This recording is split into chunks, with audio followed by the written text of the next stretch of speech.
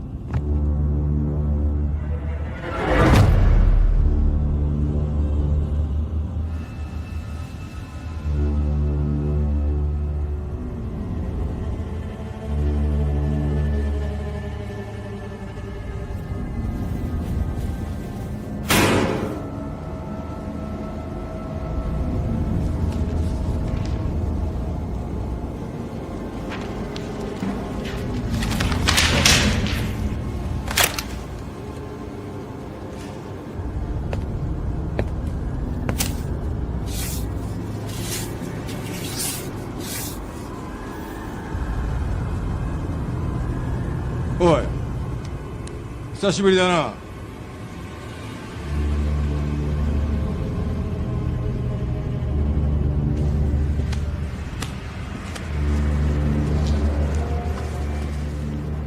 急いでるみたいだな。アメリカでお前を待ってるやつのとこまで帰れると思うなよ。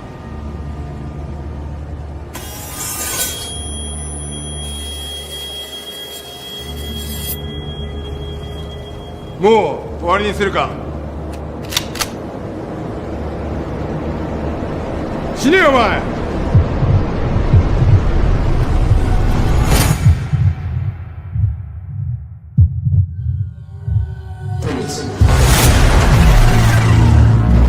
これか。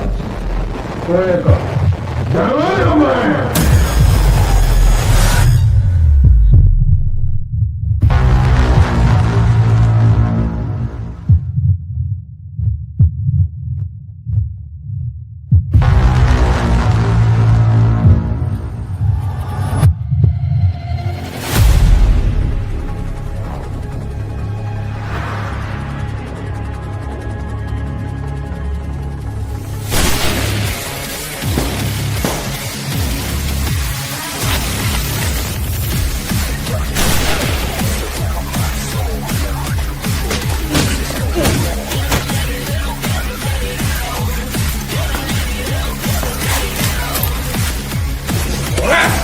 何起きてんだよ。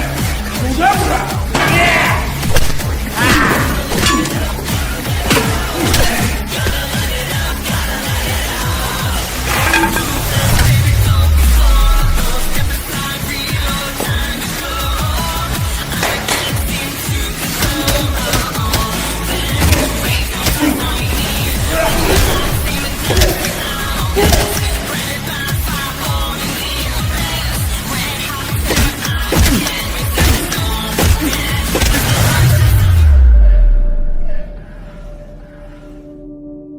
やめろから逃がさねえぞ。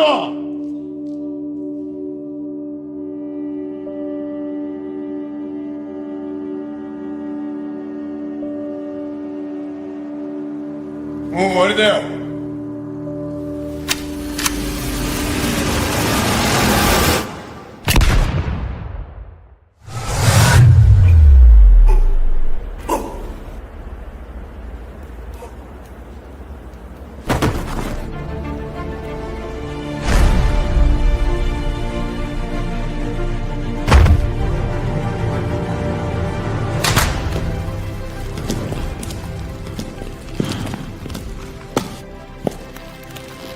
You know I usually work alone. Everyone needs a little help sometimes. Well, I guess we're even now. You didn't even tell me you were leaving. You know, America is never going to change. The men are lost. The culture is broken. I know. And I have to try. It's gonna cost you a lot of trouble. Stay with me. We can do so much good from here. I'm sorry. I can't. Gotta go.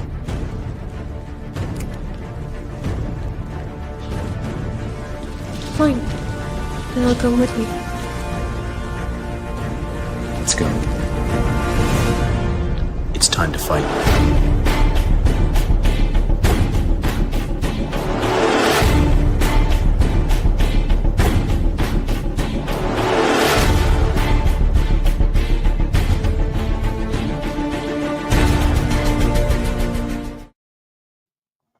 That's right, boys. Go to skool.com/MLD. We actually had our conversations tonight because if you don't know, every Monday, Wednesday, and Saturday night, Eastern Standard Time, we go live in the Skool community. We answer all your questions. You get to talk to me 100% for free. So that being said, thanks so much. Little Lace Boots says you got to get this on a bigger network, bro. It's actually decent for an MLD film. Hey, I think it's beyond decent. I don't know. Decent? I don't know. Maybe I'm a little biased. It gets better every time. It gets better every time. Right? Just like this show. Hey. Just like this show. We got a team of winners this time around. It's looking real great. So guys, thanks so much for being here. What a crazy time we're having in crypto, huh? It's building. It's building. Something's coming. Well, guys, we're going to talk to you about 6 charts to get you crypto rich. Steve's not going to be with us. He's traveling, heading to Boca Raton to head to the gold convention that's going on there. Shout out to James Bignell. He's his best crypto show in team. Thank you so much. Our very own. Yeah, man, what a wild week. I mean, look, let's just jump right into it. But today's episode, we're going to tell you guys exactly how we monitor the markets and exactly what's going on, because there's been it doesn't look like a lot is happening, but if you're paying attention, you're watching what's right, there's a lot going on. So go ahead and take it away there, Alex. So here we go. We have Bitcoin daily chart. It's always good to take a look and kind of see what's happening because Bitcoin is definitely the play of the game this cycle. I was looking through the top 50 coins. We've got Atom, AVAX, Doge, DOT, Cardano, Link, Litecoin. Essentially everything recently with this bar here is making fresh new lows versus Bitcoin. So like all of those alts from the last, like literally the entire top 50 is essentially making fresh lows, like 4 or 5, 6, 7-year lows versus Bitcoin. So Bitcoin is definitely the MVP of this cycle thus far. So here we go. Here we're looking. We've started this new 60-day cycle down here on the 5th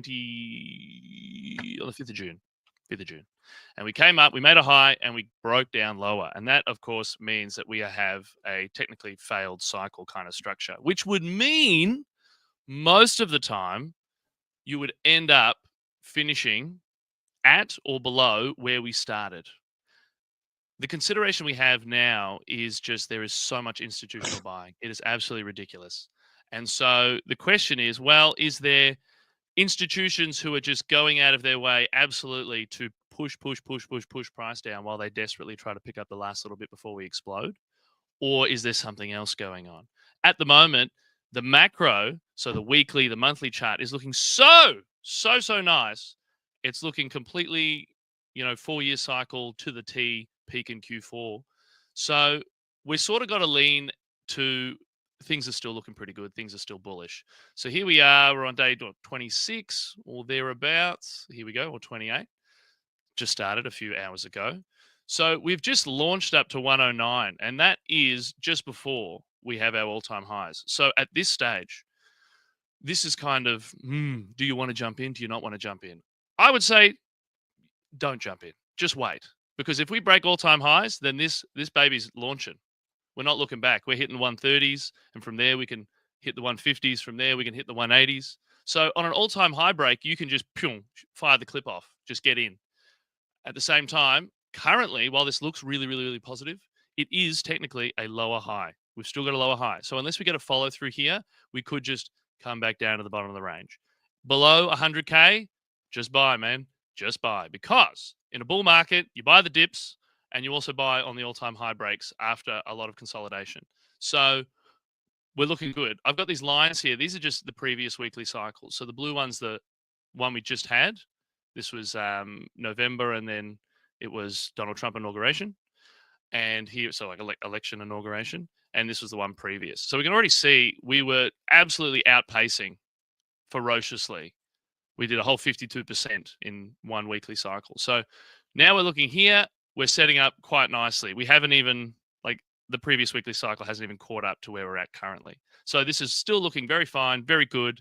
So on the sort of the micro, the short term, we'll see how the rest of July pans out, but there's definitely pressure building and potentially we could just launch from here. So do keep an eye out in the next couple of days. Otherwise, if the sort of this failed 60-day cycle thing pans out, then it should just continue to kind of go sideways until the end of August or till to the end of July. So on the monthly chart, here we go. We've got 1, 2, 3 weeks. Sort of this is inside, but because these two are up, it kind of counts as up. So 1, 2, 3 months up. This one is still looking constructive up, but it still hasn't broken higher. So we've got to kind of see how we go with that. But typically a weekly cycle, you'll get a launch of sort of 5 weeks up at a time. Here was 6 weeks up. Here was 7 weeks up. So, or 7 months, sorry. So it's a lot of time. So at the moment, it's ticking along. It's all looking good. We could go here. This is what I'm looking at now. But if we launch like this week, next week, then we should fill that gap to the 130 area very, very quickly. So that's looking really, really good. Something for us to check out because the alts are not going to do anything until this chart starts to break down. And this is the Bitcoin dominance. So here we are on the weekly. So the higher this number, that means out of all the money in crypto, how much of it is Bitcoin? So right now we're about 2/3 of all crypto is just Bitcoin. And whilst we started at like 99% when Bitcoin was the only crypto, it's been a long time since we have reached these levels. So we just keep breaking out. So we need to see a top here. And at the moment, there's nothing to suggest that it has yet topped out. We keep getting higher highs and higher lows. So This Any is kind of alt like piece, I want to just yeah, add to this because this yeah, is a great point, and this is one of the charts we're talking about in today's episode. Because if you guys remember, we predicted that this was going to happen. We said that this year is going to be like the 2017 bull run, where we just had a slow but surely melt upwards, and that's exactly what we've been having. Because now we've kind of gotten ungrateful again. We're in the 100 to 110 region. We're like, oh, fucking Bitcoin, what a load of shit. It's only at 101, 102. Stuck in this range. And if you've been a real OG, like most people on this panel, my first Bitcoin I got at $800, and that was in December 2016, and here we are. And now with the endless amounts of, like, literally, if you like think about the fiat game too, but ETFs and TradFi, there's literally a hose of infinite money now connected to Bitcoin, and it's slowly but surely trickling in, like Alex is saying here. yeah. So as this keeps going, so yeah, see, this one doesn't show the volume. Oh, yeah, here we go. Cool. So if we had a massive volume spike, a massive candle that looked kind of like this but closed red, like here, then maybe we'll go, oh my god, it's topped. But at this stage, it's just grinding up, grinding up, grinding up. So we can only speculate where it might stop. We might get to 69, 70%. So it might be close, but at this stage, it could still keep going up. And if it continues to rise, then all those cryptos, all your top 50s and everything will continue to go lower. Like even Solana currently, it had a nice little bounce here, but it is still under this region. This is where we want to recapture for Solana to really like zoom. So if we're expecting Bitcoin to say launch to $130,000 in the next couple of months, and then potentially even higher 150s, 180s, then you might see Solana just kind of chill out. Even if Solana goes down versus Bitcoin, it'll still reach all-time highs. So you'll still, like, I'm still bullish on Solana in terms of it versus US dollars, but it really needs to recapture this range if it's going to start meaningfully outpacing Bitcoin.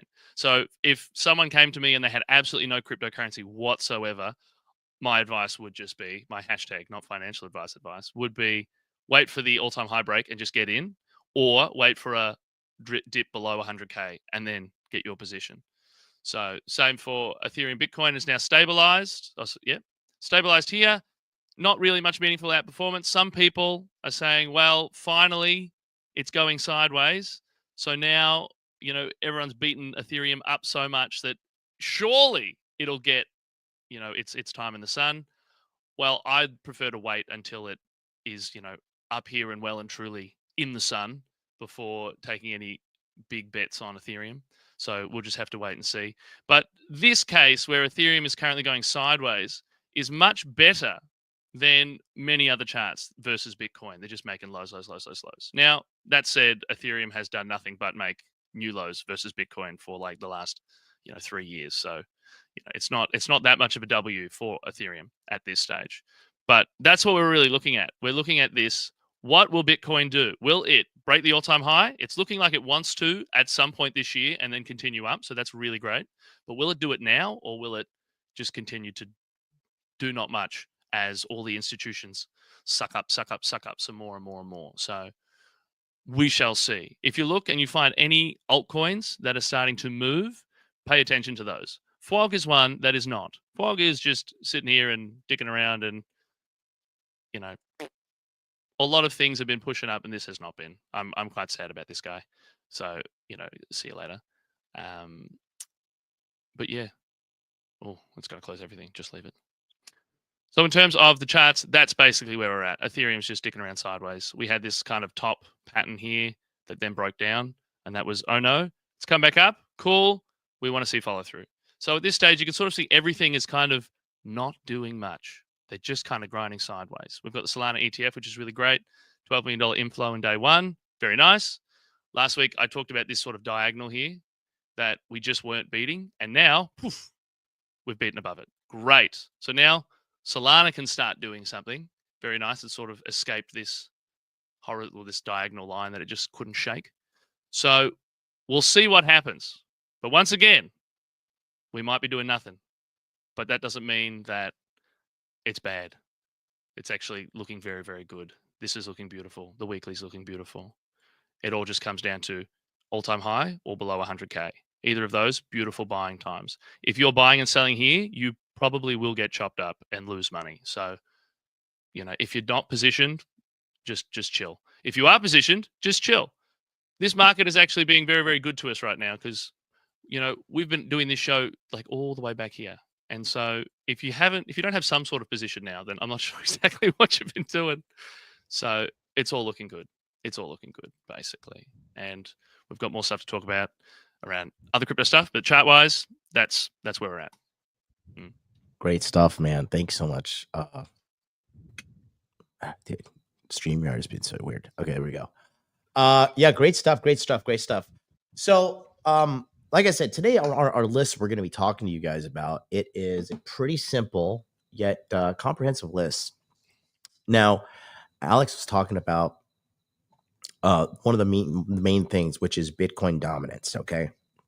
Now, when you see Bitcoin dominance going the way it does, the only way you're going to make money in alts, for the most part, is when Bitcoin dominance goes down, because that is typically when you have, the alt season. However, the crypto market has become so far and wide that alt season, it really is only going to happen in certain coins that are moving, right?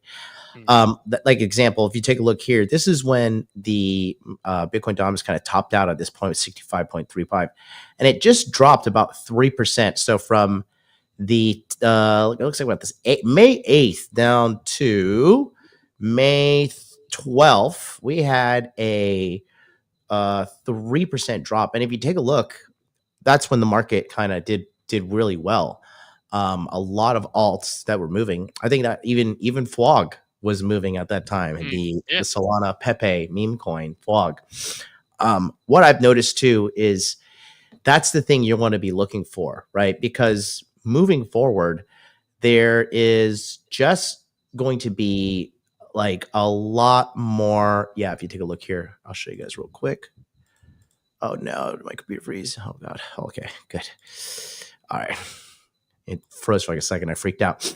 Yeah, so if you look here, actually, let me share the whole computer screen. Because that's the thing. When the Bitcoin dominance went down, that 3%, FWOG went from like sub 3 cents to 12 cents in like 2 weeks. So that's when like all these altcoins just shot up 4, 5, 6 times. Yeah. And that was the 2 weeks, and that was only 3%. And so it was like for example, May 6th, it was 4 cents, right? 3.39. And then when it peaked was right here on 11 cents on the 13th. So you get here and then look at us here.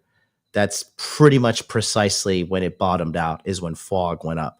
So Bitcoin dominance, like, don't be looking for anything to happen if altcoin season, when you have like a section like where it's going up green right here. Like there's going to be nothing alts, because look back here. This is when people had a wild ass time, because after Trump, he won like right around here, around this date. And then as he won, people started dumping. And this, I remember this right here. This is when some serious coins like Popcat broke $2. And there was so much movement with Solana and the alts. And that was just another 2% drop. And then here from the 21st of November all the way to December 6th, I mean, we had the largest drop we've had in years, which was about 6% points, right? So it really is that easy, guys. So if you're an amateur watching us right now and crypto overwhelms you, study Bitcoin dominance. Just study Bitcoin dominance, what it is, and know when you see this going down, that means altcoins are going up. So now we're consolidating. The thing is, this is a direct correlation to what's going on with the ETFs. I'll be talking about the ETFs out of the group. I am the ETF expert, and I was telling these guys I tech and communicate with the ETF more than I do with my family members on a day-to-day basis. It's just what I do. But a second indicator, which is far more complicated and for the people who are technical, is the mining activity. Elias here is an actual person who works on the ground building real life mining facilities. And it's not like a shack out in Denver. He is building compounds around the world, Africa. I'm not even going to go, I can't tell you guys, but Elias, go ahead, take it away, buddy. Just, I don't want to OPSEC you. Yeah, so basically this week we have some interesting stuff also connected to the ETFs and to BlackRock. I'll just share my screen. Can you see this?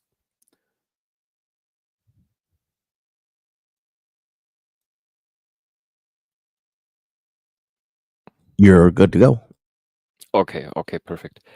So basically what we've seen last week is, or a few days ago, like 5 days ago, was a difficulty dip of over 7.5%. We also covered it in last week's show, and this just means that most miners do make over 7% more profits right now because the competition, or it's easier to mine basically, and we're expecting it to go up again in about 9 days. So why did this happen? This basically happened because this is the global Bitcoin hash rate, and a lot of miners had to shut down over the last 2 weeks, especially because of Iran. They just lost power, and because of the heat in Texas. So the difficulty dip was a result of this, and this is basically like the moment when the water goes away and you see who has pants on or not at the ocean. Or I don't know if it's an English saying, but basically now we see which mining companies are actually profitable, and this is interesting for us because BlackRock has invested in all of them before they started selling their Bitcoin ETF and getting into it. And there's 2 companies I want to talk about today. The first one is Riot. They are a 4 billion mining company out of Colorado. And if you look at the stock price over basically over this year, they've been more or less stable at the same price again as when when basically the Trump rally with the altcoins happened. And since the low in April, they've 2x'd. And if you compare this to Bitfarms, it looks completely different. So this is also the area where the Trump rally for the altcoins happened, and they just dumped since then. And if you compare, they're from Canada, Toronto, and they're about 1/4 the size of Riot platforms. So if you compare this to their actual hash rate, so the mining power they have online in multiple data centers around the world, you see that Riot platforms, so the bigger one from the US, has about 28 exahashes. This is just the metric in which the hash rate is described. And Bitfarms has about 11 exahashes. So they are a bit bigger than 1/3 of Riot platform. And the interesting thing is that you see the hash rate going up, but why is the stock dumping? And why is Riot platform selling their share or their shares in Bitfarms right now? And the reason basically is that the bigger company, Riot Platforms, has an efficiency in mining efficiency that is much better than the efficiency of Bitfarms. And the result of that is that even if they have the same hash rate, Riot Platforms is making much more or producing much more Bitcoin and making much more profit with about the same electricity consumption as Bitfarms is. And the background for this is basically that all the companies you see in the mining sector right now, they've been stacking Bitcoin, and they continue to stack Bitcoin, and they get liquidity infusions from BlackRock and from other big buyers of their stock. And right now they are seeing who is still profitable and selling the other companies. And so this was just an example with Riot and Bitfarms. That's interesting to describe why it's happening in the background and why you'll see a few bigger mining companies go broke with a pretty high probability over the next weeks or months even.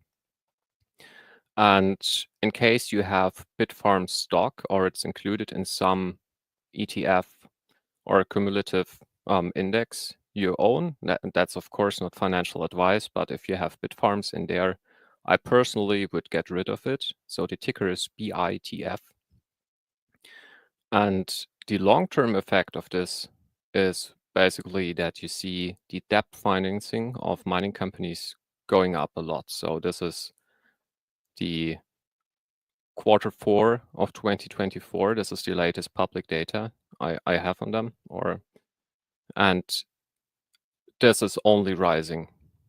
So why is this important for us if we're invested in Bitcoin? This basically means that they've switched their strategy to not selling the Bitcoin they mine directly, but they're just keeping it in their vaults, on their cold wallets, and they are borrowing against it. So they basically mine Bitcoin, they put it on an exchange or on an institutional platform, and then they borrow against it to get US dollars. And with those US dollars, they're buying more equipment. And all of the mining companies are doing it right now, at least the bigger ones. So this increases competition, and they basically have to stay competitive. They have to do the borrowing, and they have to keep as much Bitcoin as possible because they know there's buying pressure from the ETFs, and Bitcoin will go up more. So they will make more profit just by borrowing against Bitcoin and not selling it and having more Bitcoin in the future, in a few months down the road, to borrow even more US dollars. Basically, they will have more money available if they do this strategy, and all of them have to do the strategy to stay competitive, to update their fleet, to add more hardware. And this will, at least in my opinion, result in at least a buying pressure of 40 million per day for Bitcoin from mining companies alone. And before they switch to the strategy, they have been selling around 40 million per day in Bitcoin. So we switched from 40 millions of in US dollars, 40 million in selling pressure or in sell pressure on Bitcoin to 40 million in buy pressure. So it's the whole switch is around 80 million to the positive for the Bitcoin price. And I don't think we are really seeing this yet if we look at the long-term chart of Bitcoin. And I think we'll be seeing this pretty soon. So I'd give it from the mining perspective till this hits and the less profitable mining companies go down or get bought up by bigger competitors. I'll give it around 2 months left because they're really hurting if they aren't efficient right now. So this will probably add more buying pressure because the big ones have backing from BlackRock, so they might be able to buy Bitcoin and borrow at even better rates and grow faster. So if we look at the long-term chart, at the really old one, there's, for the predicted all-time high date, end of October, there's around 100 to 120 days left.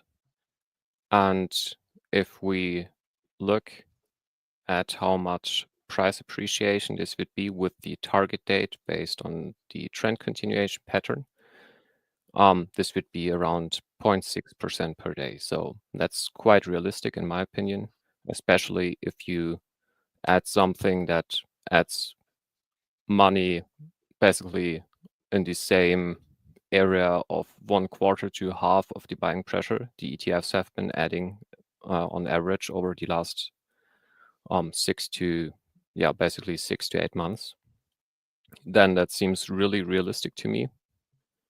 And I think we're on a good way to at least get over 130K pretty soon, or 170K. I'm not sure if we'll see another dip, so that's more Alex area, but maybe he can go in detail before we are closing this off, if we see another dip, where it would be.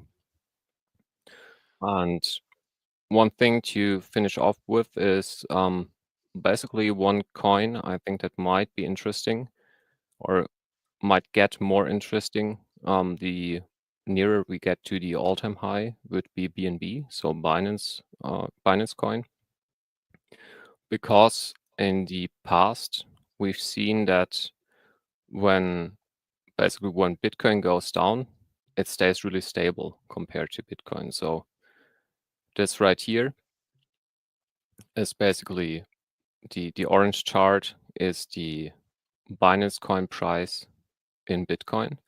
And we see that when the market is going down, so basically Binance coin is going down here together with Bitcoin, but Bitcoin is going down much faster.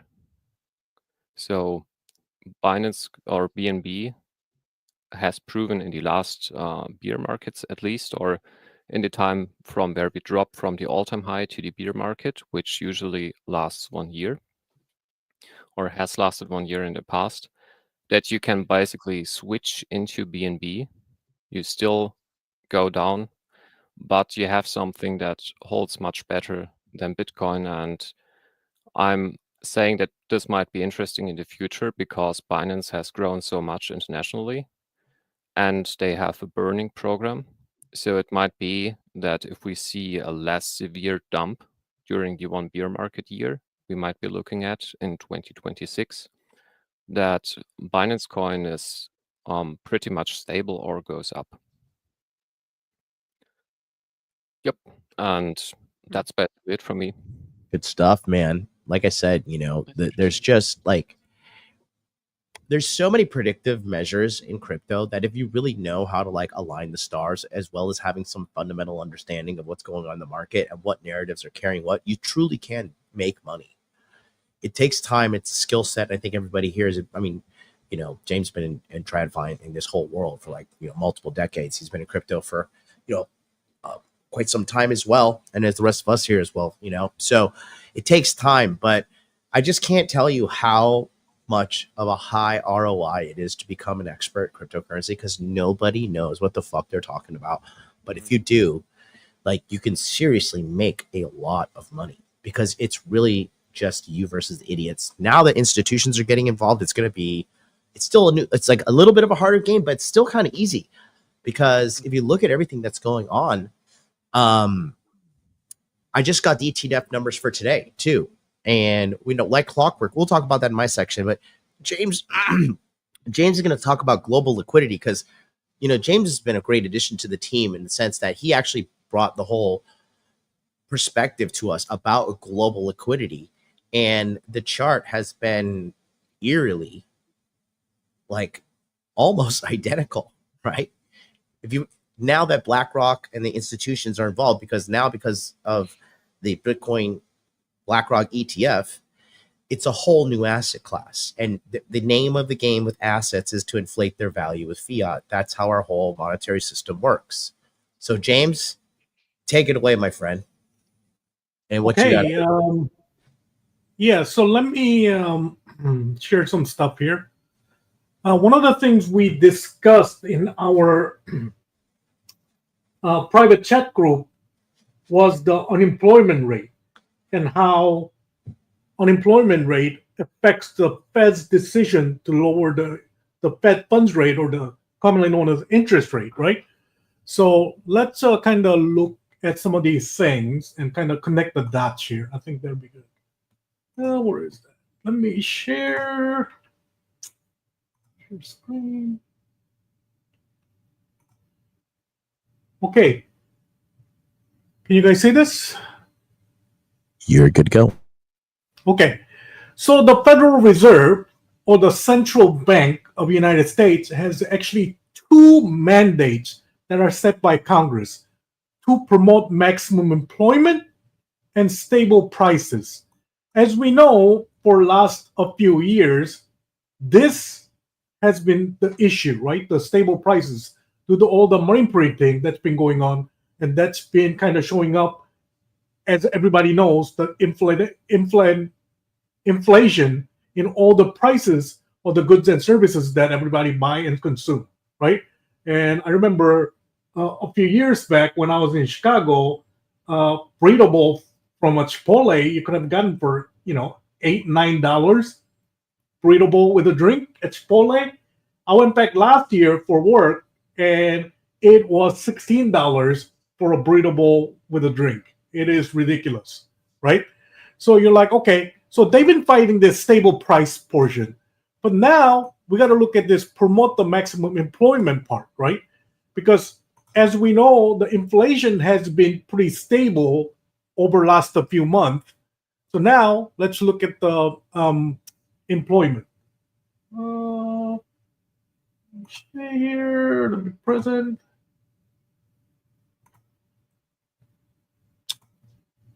Okay. This is what they typically talk about for unemployment rate. Again, this is from St. Louis Federal Reserve Bank, right? So this is unemployment rate. As you see, it's been, since last year, it's been around that plus minus 4% range, right? We've been as low as 3.4, right? Wink, wink. Then as high as about 4.2. So it's been 4. But what matters with these statistics is the definition, right? Always go back to definition. So what the hell is in this number? So as you know, blah, blah, blah, unemployment rate, yada, yada, yada, defined as U3 measures of labor underutilization. Then you got to know what the hell is U3.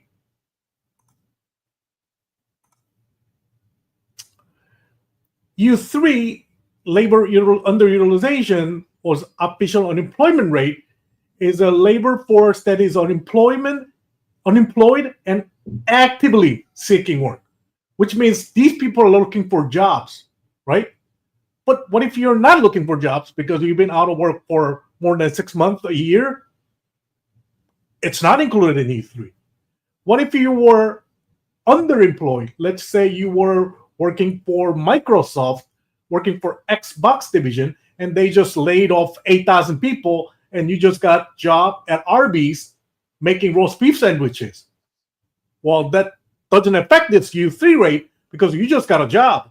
Even though you were making $250,000 at Microsoft, now you're making minimum wages at Arby's, roast beef artist. Funny, right? So you can never really trust this rate. The other thing that's really doesn't that also mean like the unemployment goes down and people will just give up, right? They just like stop looking for work. So people who gave up is not included in this number, U3 number. Ridiculous, right? Yeah, definitely.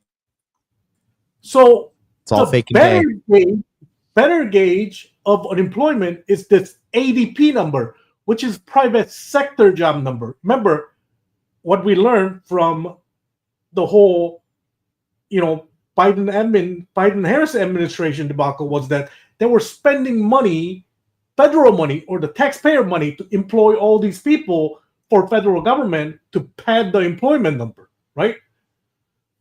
So it's better gauge to look at just the private sector number. And here, which is this week, the ADP, which is the payroll services, one of the biggest payroll services in US, said, hey, we were expecting 100,000 bump in the employment number, but we actually lost 33,000 in June. That's crazy, right? So what is going on? Well, as we all know, that the unemployment number has been kind of been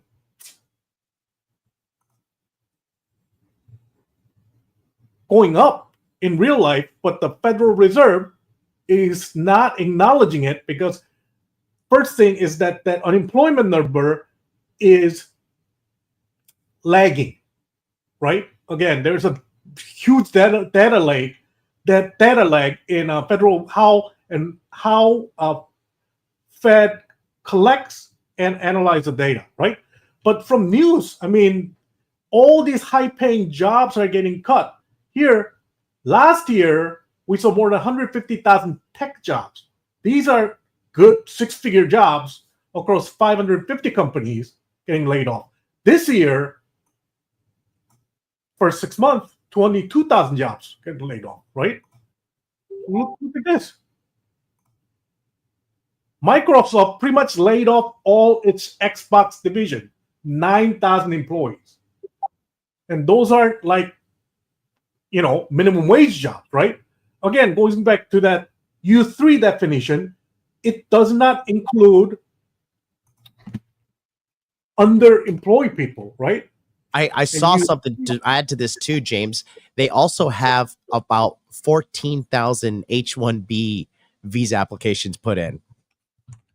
Yeah, that's crazy, right? So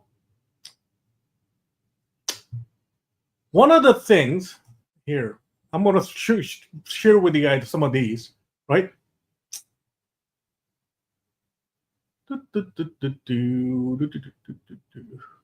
Where is that?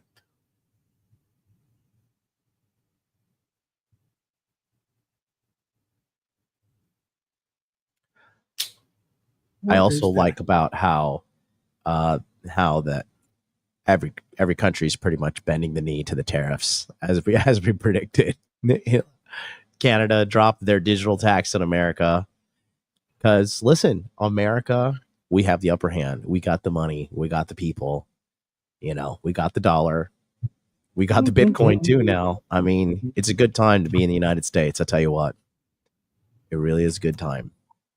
And we're gonna, in the meantime, I'm gonna handle this real quick. Sure. Hold on. Okay, Ken, we're gonna get to you right after James. Let me see. Let me share again. Share this. Okay. Can you guys see this? Let me take a quick look here. Yes, how UC is measured. How U3 is measured. It's a monthly survey of 60,000 households. So let's say there are 3 people per household, 4 people per household. It's a sampling of 250,000 people versus population of over 300 million. So do you really think that this is going to really accurately reflect the current state of employment all across the US? It really doesn't. And they've been using this number for decades to justify their, rate policy, right? 60,000. They call 60,000 people. So this is very like 1950s way of collecting data. So let me see here. So I guess the conclusion here is that, remember, Federal Reserve had 2 mandates, the price control and maximum employment. And they're kind of shifting their focus to maximum employment, and they're kind of showing this. And remember, there are more ways for Federal Reserve to inject liquidity into the market without lowering interest rate, right? And they are already doing this. Can you guys see this? Okay, this is what's called the overnight reverse repo rate. As you can see here, this is how much liquidity Federal Reserve is injecting into the market overnight, right? 24-hour turnaround. Look at this. At beginning of COVID, you see how much it went up, right? So that's $2.4 trillion, right? And they've been paring down, reducing it all the way back. But now we're kind of seeing the bump.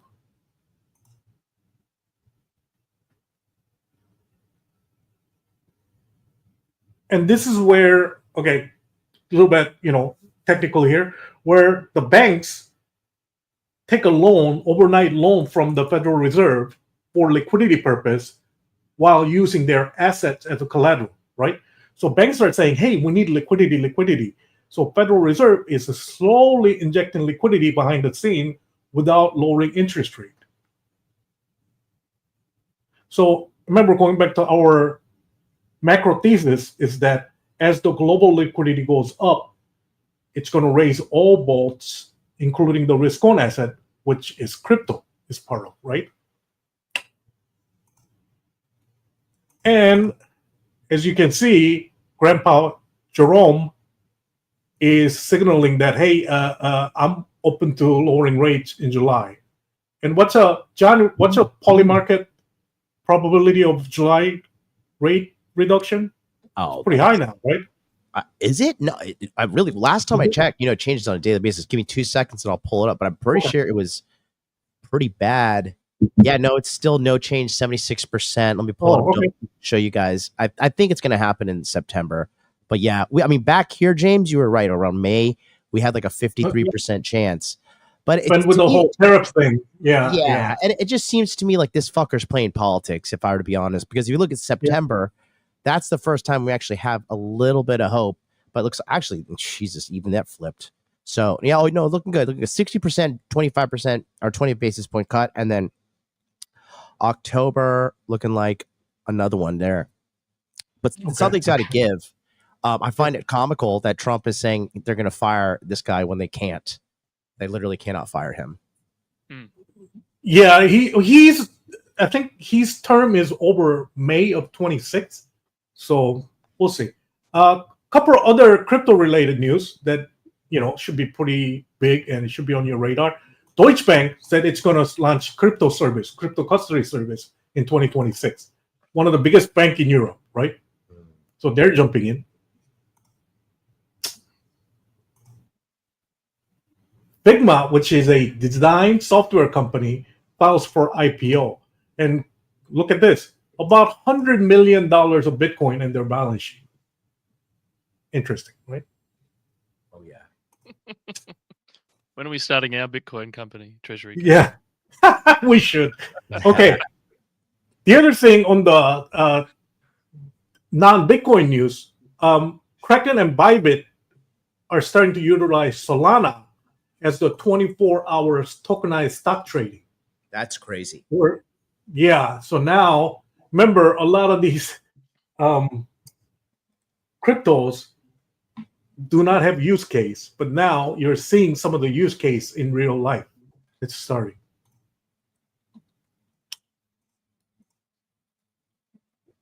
Okay. Are those stocks, tokenized stocks? Are they 24/7? Yeah, and they are fractions of shares. Let's say whatever Google's $900, whatever. Yeah. That you can afford one share. You can buy $90 worth of Google because it is fraction using the smart contract, right? And supposedly they're back 1-to-1. Supposedly. Yeah, supposedly, just like Celsius. Right? It's just the beginning of the situation we have at hand here with the crypto is opening the eyes of these TradFi boomers that used to do Monday to Friday, and now you can degen around the clock with the right thing. And if you played your cards right, like the new hot meme coin is Useless. Have you guys seen that coin, Useless coin? Yeah. Have you seen the white paper? It is hilarious. Yeah. The website's great. It's truly hilarious, and it just shows you. Hold on, we'll pull it up. I'll show you guys. And then Ken Rose, we're gonna answer your question, but it's just getting to the point. Like, this is how easy it is to make money these days, guys. So the name of this coin is Useless, and it's called Welcome to Useless Coin, the world's first cryptocurrency that promises nothing and delivers exactly that. Zero utility, zero purpose, 100% useless, the world's most honest cryptocurrency. And this says, click here to learn nothing. Why useless? Because we can. In a world obsessed with utility, innovation, and revolutionary blockchain solutions, Useless stands as a beacon of honesty on the Solana blockchain. So it is literally a coin that does nothing and has a market cap of $250 million already. So again, this is what I'm talking about here. Zero utilities, infinite broken promises, 100% uselessness, zero utility. It's so funny, right? So let me see if I can pull up the chart real quick. But this is what all the meme coins were. They've just decided. We've just been saying they're useless, but they've just decided to own that as the branding. But yeah, that's meme coins. They don't do anything. It is so funny. I'll pull up the chart real quick because this is what I'm going to show you guys. So you see, it takes time, but if you really dedicate yourself and you get into these telegrams and you catch these coins early, right? This coin debuted not that long ago. I think it's like less than 2 months old. Let me double check. I'm pretty sure it's like I just started getting wind of it about 2 months ago. Remember last year there was like a little FBI sting when FBI made a coin and tried to get the scammers. They're trying to rug it. Then the meme that was going around was saying that we should all invest in the FBI coin because there is a use case. But you can see this coin was launched less than a month ago. So yeah, approximately, I would say, well, at least I could be wrong. Actually, I could find out exactly here. Yeah, it was launched on June 16th, 16 days ago. Started at 6 cents, and then it peaked just the other day around 27 cents. So Jesus. you could just make a little bit of money, right, by playing the game. And that's the beauty of a cryptocurrency, is because it does open the door for the common man to literally make millions of dollars if you play your cards right over a longer period of time. It's happened time and time and time again. That was connected to well, just something else I forgot. But let me go to this because I'm looking at the super chat. Ken Rose, actually, everybody, as soon as I saw this, everybody jumped on this. So we'll let Elias go first, and then Alex, and then I'll throw my hat or my whatever. What in the hat? I don't know. My hat in the ring, anyways. Elias, take it away. Go ahead. Okay, yeah. So basically, this is the token of crypto.com. Which is for a crypto exchange quite reputable and has done a good job over the last years. But the chart looks atrocious, and the only reason to really hold CRO is if you are actively using their platform a lot and have a lot of trading volume, or if you are using one of their Visa or credit cards in general. So there's basically rebates if you use it in combination with one of those products, then it's really great. But for that, you'd probably have to trade something like 500K to 2 million per month in volume, or pay everything with the card from them, which is an excellent option if you're traveling a lot and if you have to pay internationally. But that's basically it. Apart from this, it's a total shitcoin.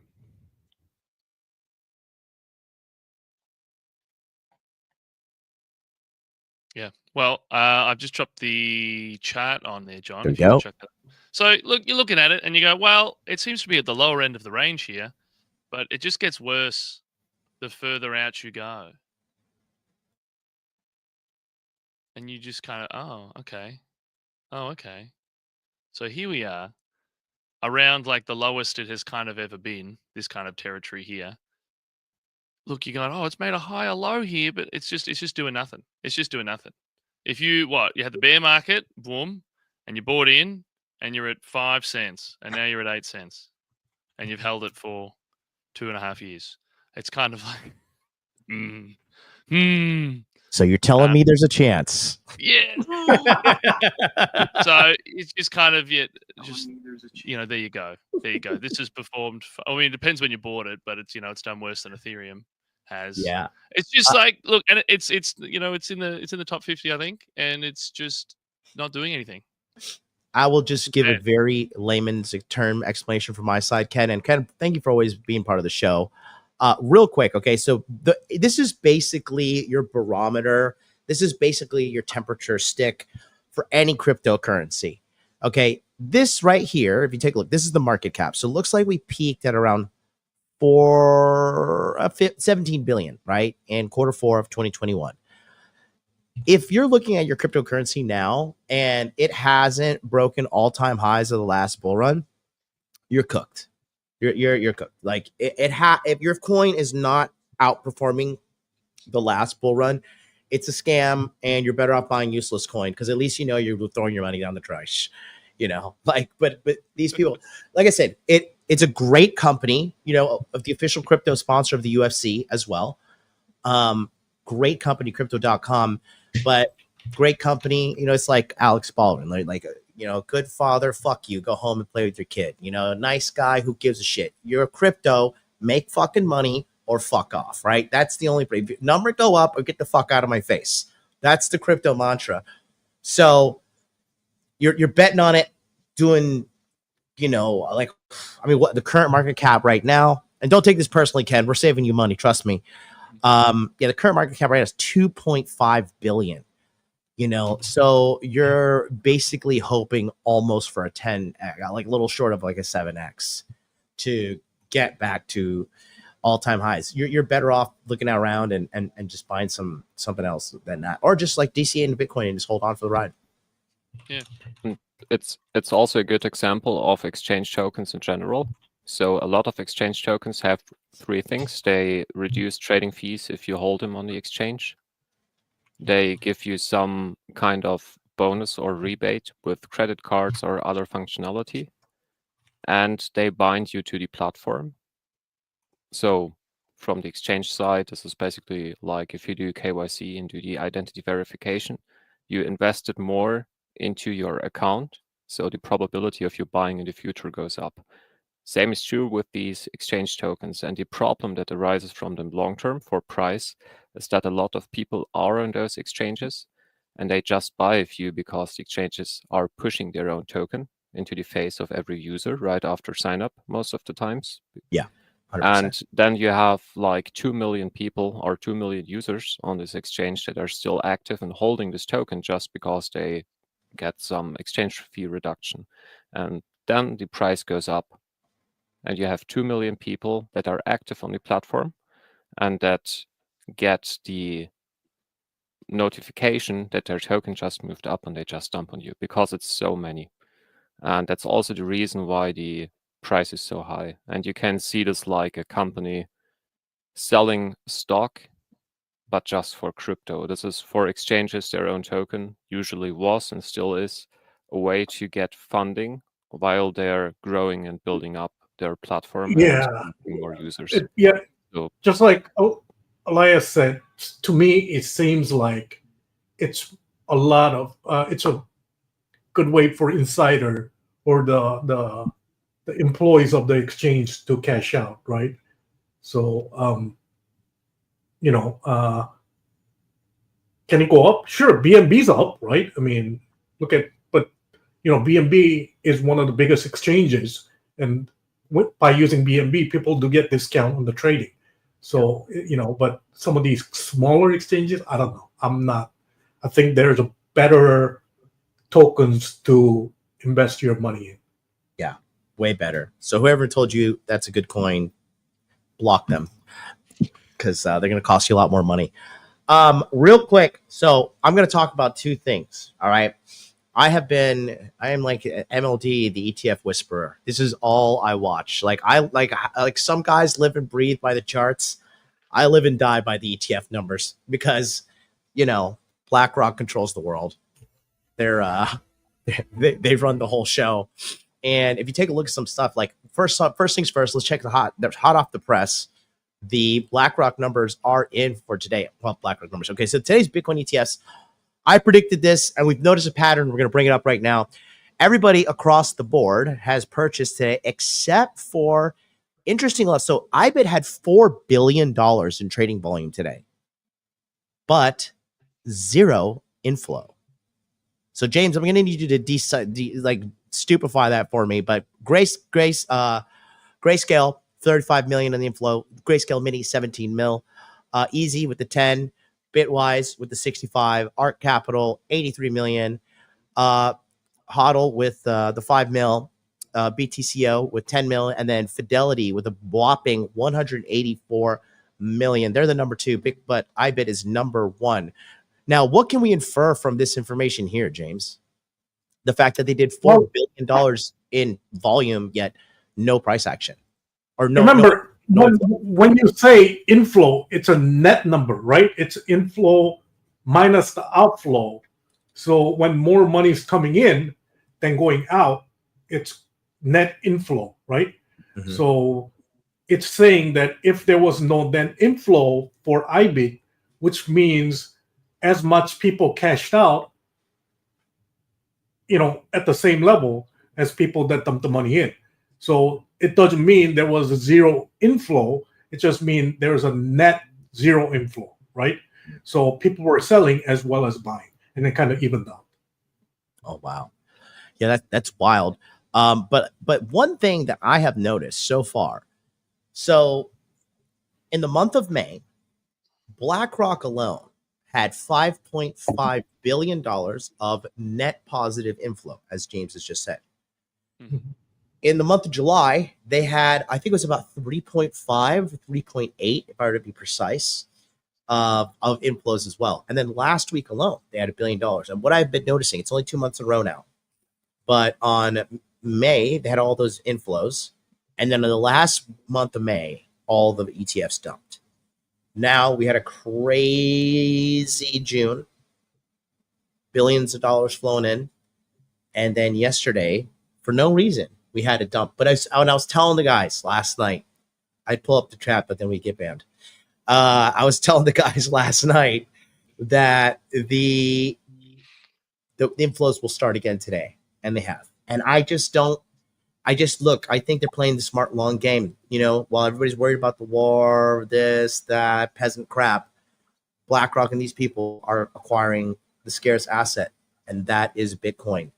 So that being said, that's something to really keep an eye on. John, kind of going back to what you were saying, right? When there's a net inflow, you always have to kind of look in to the composite or the makeup of who's putting the money in, you know, because there's going to be institutions and like pension funds and wealthy investors, and there's going to be some traders that are trading ETFs instead of Bitcoin because it's probably easier for them to trade since they already have an existing trading account with the trading houses or the exchanges, right? So a lot of these traders are they get graded on their month-end P&L. So if it's been up for the month of June and they went in early or beginning of June or May, they might be, you know, selling to dress up their P&L so they can get a passing grade on their trading report, monthly trading report, you know. Then after they get the grade, they can jump right back in because they really have minimum transaction costs if you're a professional trader with a trading account, right? So, you know, you got to kind of look at who is selling, not just how much is being sold. Yeah. And, you know, like I said, another thing is this, guys, like when we were talking about the indicator that it's publicly, you know, available information. So I'm going to show you guys real quick. So this is just so you know, because this is the total ETF game. Okay. So again, this x-axis here is indicating time, and then the y-axis, so going up and down, the 0 here is, you know, obviously 0, and then the red going down, this is outflow. So in the beginning, Grayscale has been in some financial trouble. They had about 300,000 Bitcoin that they were dumping off, and all they were doing it was pretty much, you know, mirroring what's going on the top, selling it to people like IBIT and the rest of these ETFs, right? So from inception to about the 14th here of or 12th of March, and then we had the all-time high on the 14th. That was when things pretty much were big ramp, and then we kind of ramped down, and we had pretty much nothing going on last year until about here. We started picking up at the end of September, and then Trump won, and we had crazy days when they were doing like $1 billion a day. Right, multiple days like that. It kind of came. It was going all the way until like the 21st when Trump got in, and then we kind of had the bleed out, and then the tariff scares were around here, around February, and everything was pretty bad. We bottomed out on April 7th here. Now, if you take a look at the last 3 months, this is the last day. This is we bottomed out, and you can see here that the accumulation is still happening. And it's happening at a pretty large rate. They're on track, in my opinion, to do more than they did last year if you continue to factor in that quarter 4 is going to be a big month. So that being said, here is the opportunity of a lifetime because these ETFs are not slowing down. Despite war, despite job numbers going down, despite Trump and Elon breaking up, despite everything, these numbers are continuing to go up. And this is a leading indicator to what is going to happen in the future. Or excuse me, it's a lagging indicator. I don't know. Anyways, what's happening now is going to show some results in the future because it's building a solid base. People just don't see it. It's like putting a frog in boiling water immediately. You know, it jumps out. But if you start it cold, and you boil it up, the frog doesn't leave. And that's what's happening because people are just so walking through life brain dead and not really looking at the day-to-day numbers because it's tedious. It takes time. You got to love it. You got to be psychopath like the guys on these nobody's sane up here, you know, stare at charts all day. We make millions, lose millions, you know. Everybody's still around. Nobody's taking the Smith & Wesson diet yet, you know. So there's just so much visible data there. And yeah, it's also you're not even factoring in things like, you know, strategy, which is now called strategy.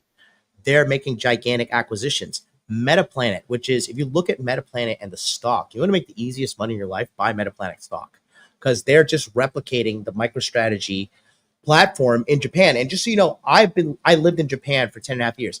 There is virtually no innovation in Japan. And these Metaplanet, it's obviously these guys aren't fully Japanese.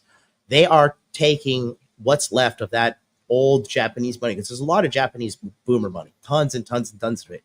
And 4 out of 10 people in Japan are 65 years or older. So these motherfuckers, they live forever, but they're going to croak in about 20 years. And a lot of this money is going to go into younger people's hands and, of course, the government because they take a 50% estate tax, which is absolutely crazy and why the whole culture is dying. That's a whole other episode. But the money that does get into the hand of the youth, they're more savvy and they're ready to do it because the young, sharp Japanese, although they are few and far between, these guys are savages. So I'm not saying bet on the Japanese economy, but I'm saying some easy money right now. If you want to look at a stock, look at Metaplanet, take a look at the numbers. They went from $1 and then they launched at $1 and peaked at like 16. I mean, that's a 16x in less than 6 months that they did. So, well, opportunity is clearly here. Well, not only Bitcoin, but like we said it on, we discussed it on last podcast, that companies are now starting non-Bitcoin treasury with the ETH, Solana, Hyperliquid, BNB, XRP. I mean, they're getting it, right? And the other thing I just read is that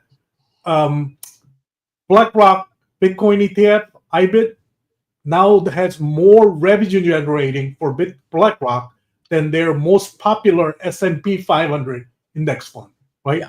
So this has been less than 2 years. It has been launched. It just overtook their S&P 500 index fund. I mean, that's crazy, right? Yeah. Look at it's in front page of Bloomberg. Yeah. And the other thing is there's a guy named Rick Edelman, who is a pretty well-known financial advisor who manages about $300 billion of asset, as well as a bunch of New York Times bestseller lists for financial advice books. Now he's advocating you might want to put 40% of your wealth into crypto. He said 10% is a must, mandatory. You have to put 10% of your wealth into crypto, but he's advocating if you want to be a little more risk, aggressive, that you want to put up to 40% of wealth in crypto. And we've been talking about this on the show for over a year. Since we started the show, we showed you guys all these, early adopters, who's putting in their money into crypto. And that's what we advocated, 10 to 50% of your assets into crypto if you have a long time, 5-10 year plus horizon. And now the mainstream media and the mainstream advisor start finally getting it. So, we've been kind of, we're ahead of the mainstream, just like John said. So, I mean, all in all, and the last piece I'm going to show is pretty simple piece here. It's just very simple, which is the DXY.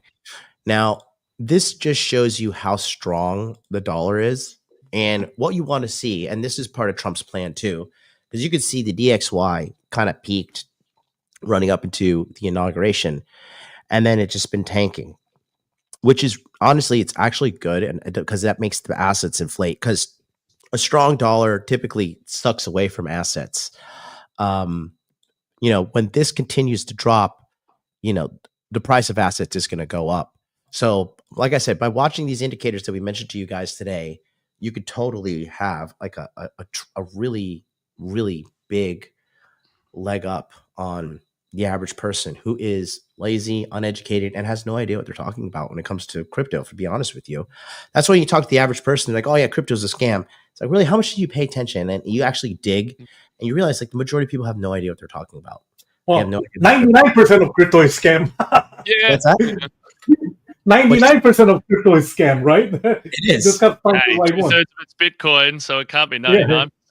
Yep. Well, the other thing we're kind of saying many different ways here is that at the end of the day, it all comes down to, are you part of the asset of the equation or are you part of the labor of the equation, right? If you're part of the labor of the equation, you want the dollar to be strong so you can spend and buy more stuff, right? Right. But if you're part of the asset of the equation, you want dollar to be weak because you want asset price to go up. Right. So you can make a return on investment. So as we know, for the capitalism, it heavily, heavily favors the asset owners, not the labor, right? Yeah. So what we're advocating is that you guys kind of make that shift by working your job and saving money and invest and try to move away from the labor focus more into asset focus. Yeah, you're never going to be rich working your way to riches. Yeah. You have to buy assets. Yeah. You have to buy assets and you have to buy assets. There's The assets, yeah, that's the end game for like. It doesn't matter what job you have. You're a laborer, you're a doctor, you're a lawyer, you're just anyone. Yeah. You run a shop. Like the end game is always own assets.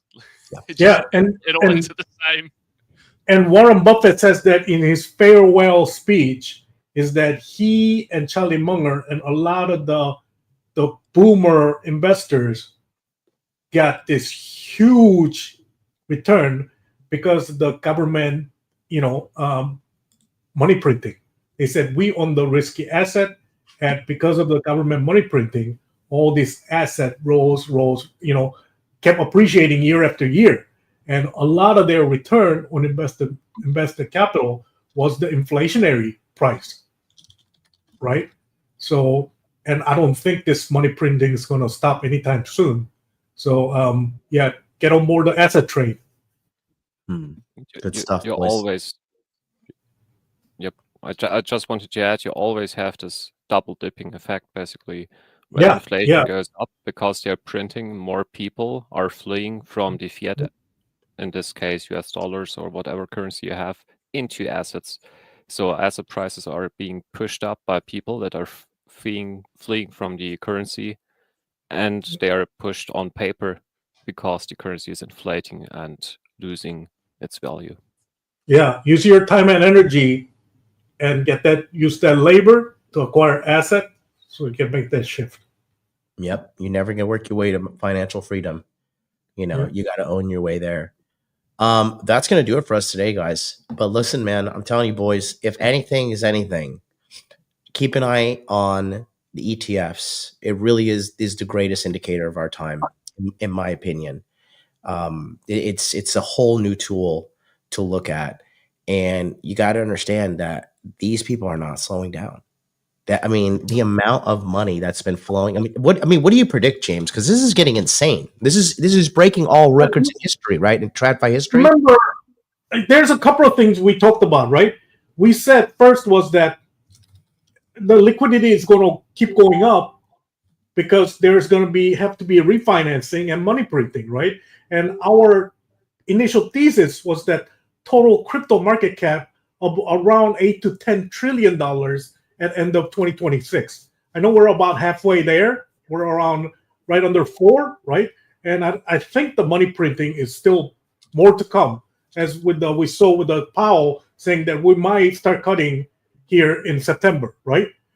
A second thing was that we said, hey, not all the tokens or the coins are going to go up because there's so many of them, right? You just have to know right tokens. And now we're kind of seeing, hey, we can kind of approximate which tokens to be in by kind of following the big boys, right?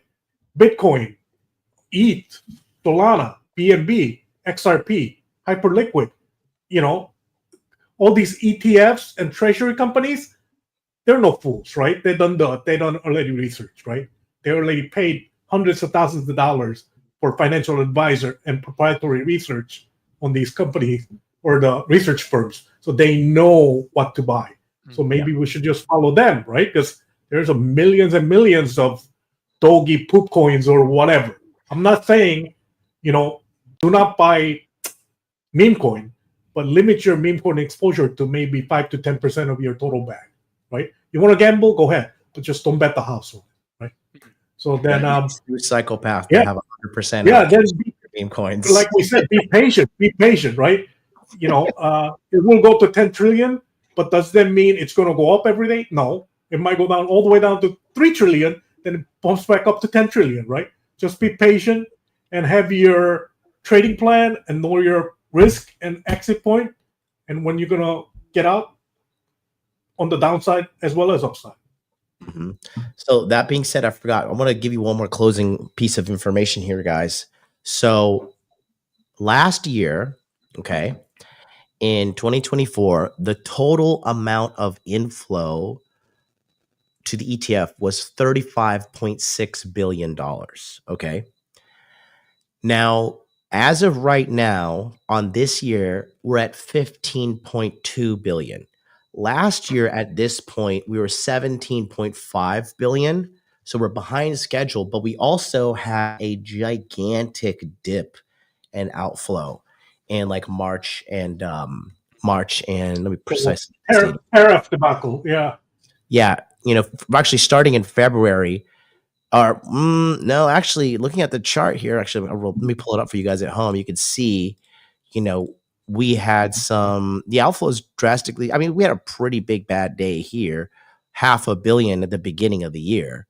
And then you could see we were just losing, like here we had $1 billion day out, 750 million out, $250 million or $750 million out here, basically another. So this is like a week of like 2 billion outflows and just all this outflow.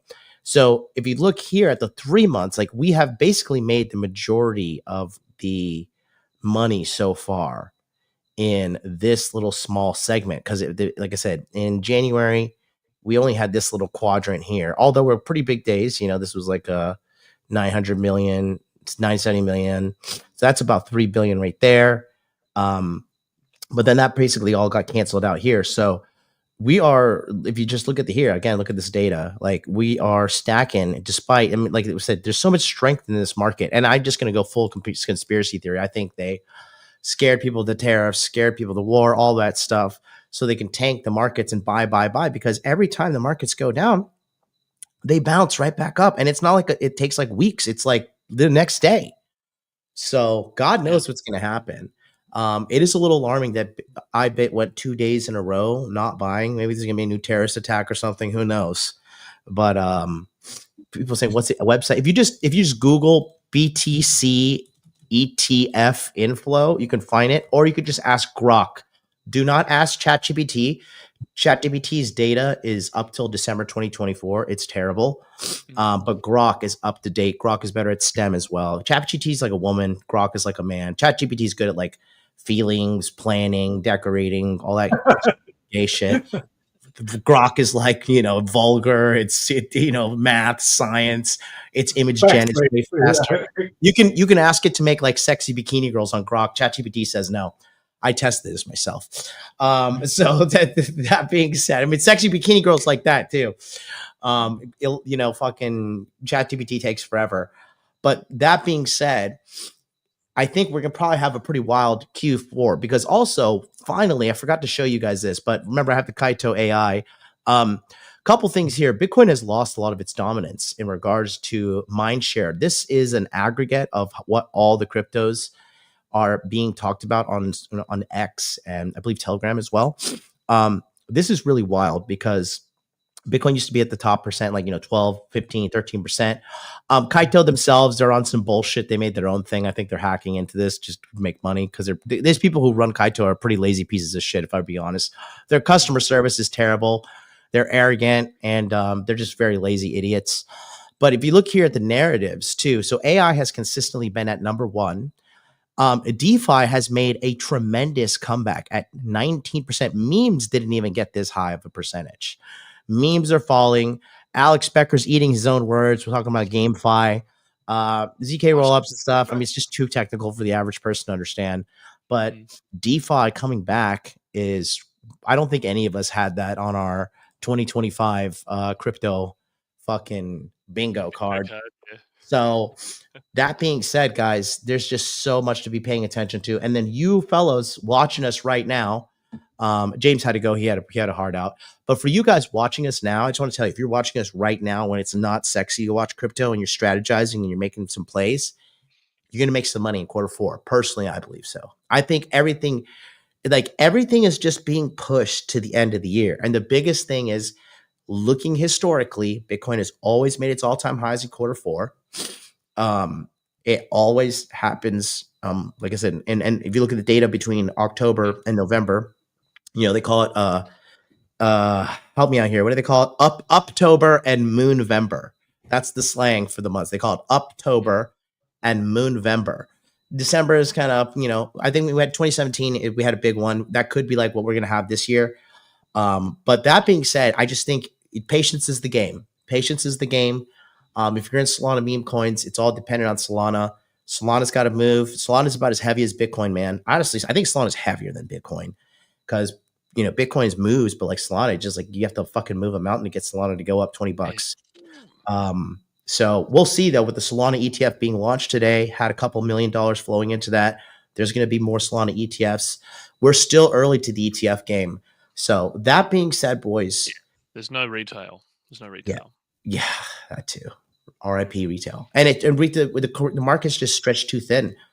Back in the day when there were 1,600 cryptos, back in my day.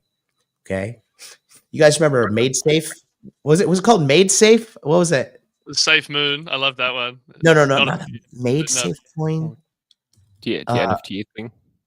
No, it was an actual. It was a top 10 coin. Excuse me. In 2017, it was that run. It was like in the top 10. I forgot the name of it, but the game is just consistently changing. So that being said, keep in touch. We have the best team. I think we have the best team. There's nobody better than us. We may not have all the views and shit, but we got the fucking sauce. And you're looking at a team that has generated a lot of money. And I'm not going to go into details.